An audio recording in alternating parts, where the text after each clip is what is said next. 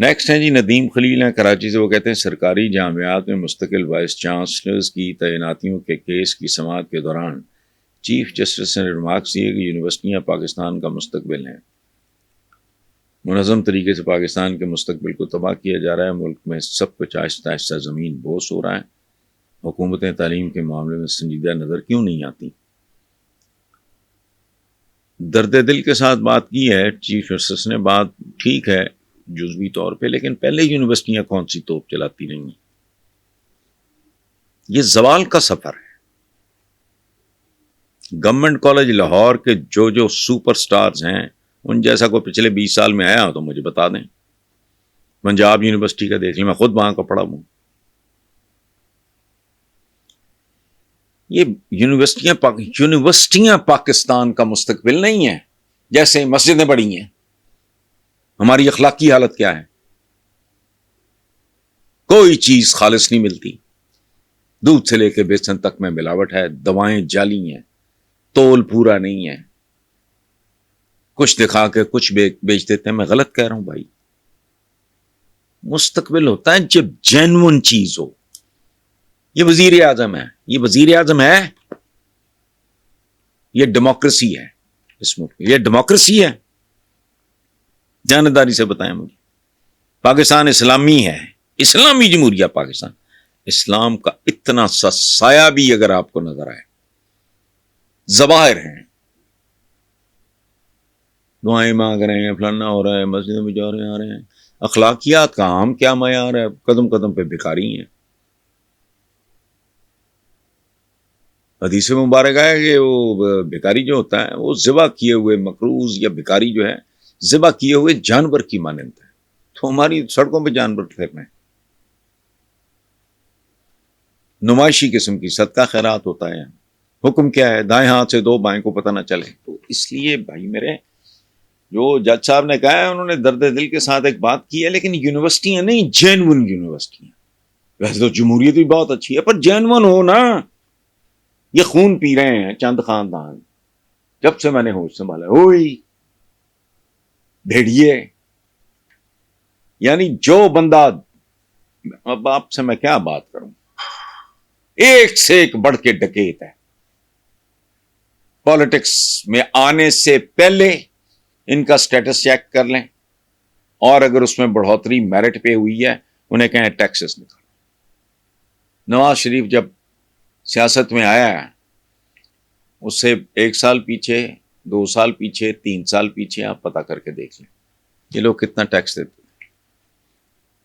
Joint family تھی، سب کا پتا کر لیں. چھوڑیں، یہ وہ لوگ ہیں جنہوں نے ایل ڈی اے کے ریکارڈ چلا دیے تاکہ ان کی دھاندلیاں نہ پکڑی جا سکے. یا اب یہ ٹیٹیاں میٹیاں سب بکواس تھا یار. کیا تو پھر ان کو پھانسیاں دو، اربوں کی ٹیٹیاں تو پتہ نہیں کیا، تو یہ تو وہ تو حدیبیہ تو فلانا. پتہ لگو نہیں یہ تو تھا ہی کچھ نہیں.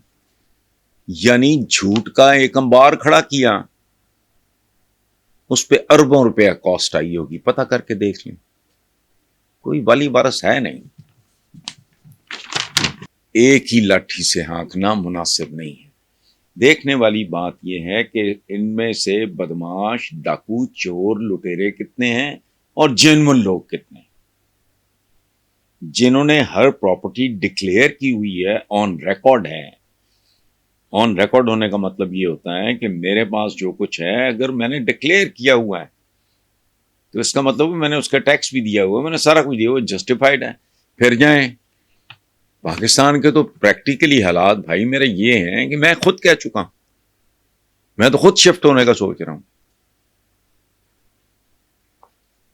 امریکہ، انگلینڈ وغیرہ جانا ہمارے لیے کوئی پرابلم نہیں ہے، چونکہ ہمارے معاملات اس طرح کے ہیں، فیملی ہے وہاں، سارا کچھ ہے، سب کوئی ایشو نہیں ہے. لیکن مجھے پاکستان سے اتنا دور جاتے ہوئے نا خوف آتا ہے. تو میں تو خود سوچ رہا ہوں میں دبئی چلا جاؤں، تو اس کا مطلب میں بھی چور ڈاکو ہو گیا. غلط ہے. جیسے فیصل وابڈا نے کہا ہے وہ بالکل ٹھیک ہے. جو اس ملک میں تو ریلیکس کرنے کے لیے بھی اگر بندہ کوئی افورڈ کر سکتا ہے وہ ضرور چلا جائے.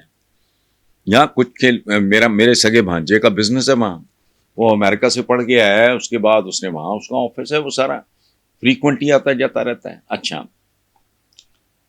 اب مجھے نہیں پتا کہ اس کے اپنے نام پہ کوئی پراپرٹی ہے یا نہیں، میں کوئی جواز نہیں بنا رہا کسی چیز کا، اس کا تو کوئی نام نوم نہیں ہے، لیکن سب کو ایک لاٹھی سے ہانکنا مناسب نہیں ہے۔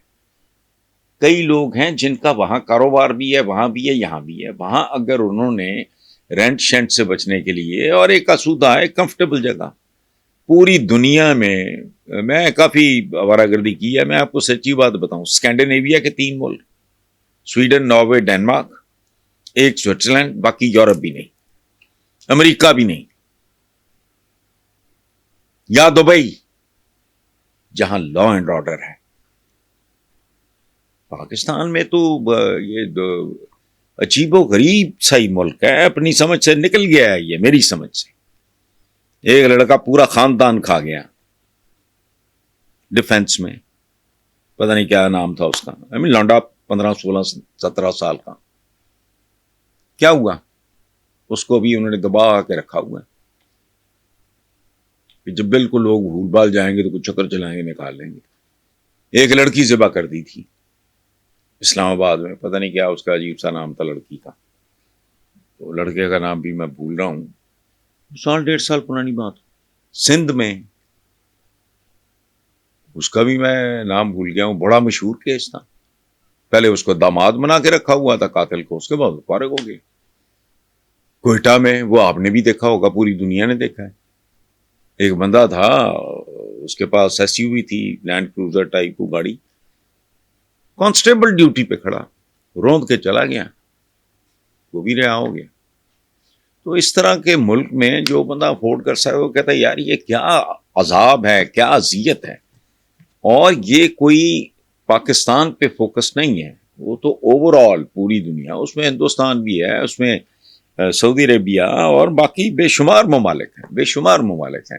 سو ہمیں کنفیوز نہیں کرنا چاہیے، اس میں کچھ لوگ ہیں جو میرٹ پہ ہیں، جن کے مسائل ہیں یا جن کے پاس جینون پیسہ ہے۔ اب اگر کوئی جو چور چکار بہت ہوں گے، مجھے یقین ہے، تو ان میں فرق کرنا چاہیے، ایک لاٹھی سے ہانکنا مناسب نہیں ہے۔ اگر اس کی تفصیلات آ جاتی ہیں تو پھر کوئی رائے بنائیں۔ باقی آپ بالکل ٹھیک کہہ رہے ہیں، آپ کی ایک بات کہ پاکستان میں بھوک ننگ آسمان کو چھو رہی ہے، بھوک ننگ ہی رہی ہے، اب نہیں چھو رہی۔ حبیب جالب پورے ملک میں گاتا پھرتا تھا، 20 روپیے من آٹا، اس پر بھی ہے سناٹا۔ صدر ایوب مرد آباد وہ کہنا چاہتا تھا، لیکن وہ کہتا تھا صدر ایوب زندہ باد، تاکہ لوگ سمجھ جائیں۔ وہ میں نے لکھی تھی شاید، 20 روپے من افورڈ نہیں ہوتا تھا اس وقت پاکستان میں بچہ تھا، پتہ نہیں 55 سال ہو گئے اس بات کو، 60 سال ہو گئے۔ ایک فلم آئی تھی روٹی، اس کا ہیرو تھا اکمل۔ روٹی کا تھیم سانگ آپ کو پتہ ہے؟ روٹی کا سوال ہے، جواب جدہ روٹی ہے، بڑے بڑے لوگوں لیے گل بڑی چھوٹی ہے۔ روٹی فلم دیکھ لیں، شاید آپ کو نیٹ شیٹ پہ کہیں مل جائے، میں تو سیل فون نہیں رکھتا، مجھے نہیں پتا۔